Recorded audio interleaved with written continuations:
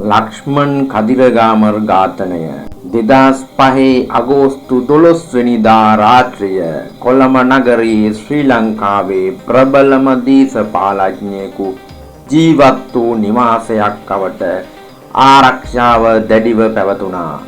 ඒ නිවසේ සිටියේ ශ්‍රී ලංකාවේ විදේශ අමාත්‍යවරයා ජාත්‍යන්තර වේදිකාවේ ශ්‍රී ලංකාව වෙනුවෙන් ප්‍රබල හඬක් නැගූ නායකයෙක් ලක්ෂ්මන් කදිරගාමර් එදා රාත්‍රියේ ඔහු තම නිවසේ පිහිනීමෙන් පසු ආපසු පැමිණෙමින් සිටියා.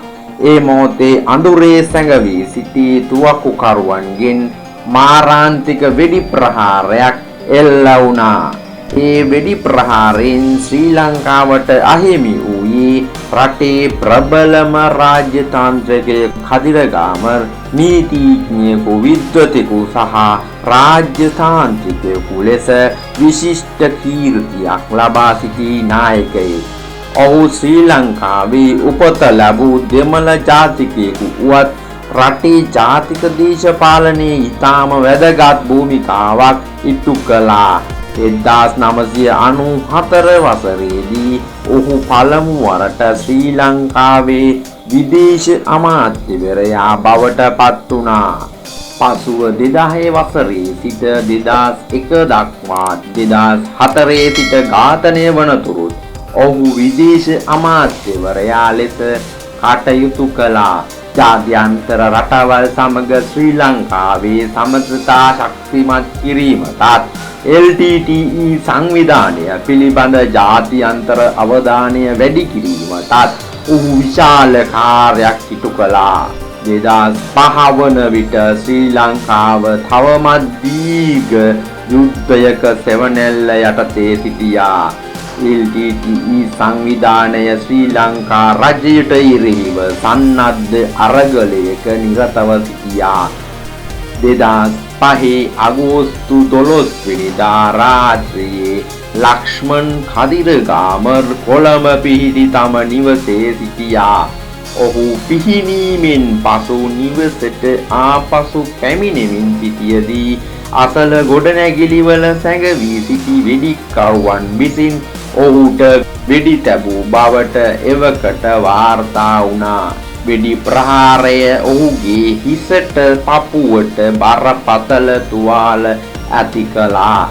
ඔහු වහාම රෝහලකට රැගෙන ගියත් වෛද්‍යවරුන්ට ඔහුගේ ජීවිතය බේරා ගැනීමට හැකි වූයේ නැහැ. වයස අවුරුදු 73ක් වූ ශ්‍රී ලංකාවේ විදේශ අමාත්‍යවරයා එම රාත්‍රියේදී ජීවිතක්ෂයට පත් වුණා. මෙය ශ්‍රී ලංකාවේ පමණක් නොව ජාත්‍යන්තර ප්‍රජාවද කම්පා කළ ඝාතනයක් වුණා.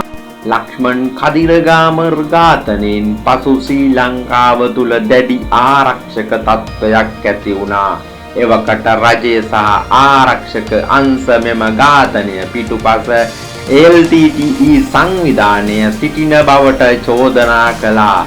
LTTE සංවිධානය එම චෝදනාව ප්‍රතික්ෂේප කළත් එවකට ශ්‍රී ලංකා රජය සහ පොලිසිය එම සංවිධානය වගකිය යුතු බවට ප්‍රකාශ කළා. ඝාතනයෙන් පසුව ශ්‍රී ලංකාව තුළ හදිසි නීති තත්ත්වයක්ද ප්‍රකාශයට පත් වුණා. ඔහුගේ අවමංගල්‍යයට දහස් ගණනක් ජනතාව එක් වුණා. ලක්ෂ්මන් කදිරගාමර් යුද්ධය මැද පවා ජාත්‍යන්තර වේදිකාව ශ්‍රී ලංකාව වෙනුවෙන් කතා කළ රාජ්‍යතාන්ත්‍රිකයෙකු ලෙස මතකයේ රැඳී සිටියා. 2005 අගෝස්තු 12 වෙනිදා එක් වෙඩි ප්‍රහාරයකින් ශ්‍රී ලංකාවට ප්‍රබල රාජ්‍යතාන්ත්‍රිකයෙකු අහිමි කළා.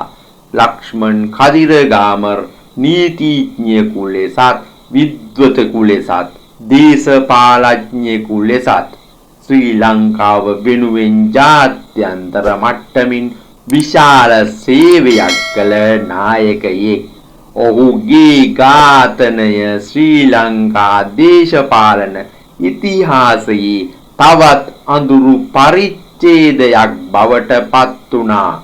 ඒ සිදුවීම අපට මතක් කරන්නේ යුද්ධය සහ දේශපාලන ප්‍රචණ්ඩත්වය බෙඩි බිමට පමණක් සීමා නොවි රටේ ප්‍රබලම නායකයන්ගේ ජීවිත පවා ඕනෑම මොහොතක අවසන් කළ හැකි බවයි.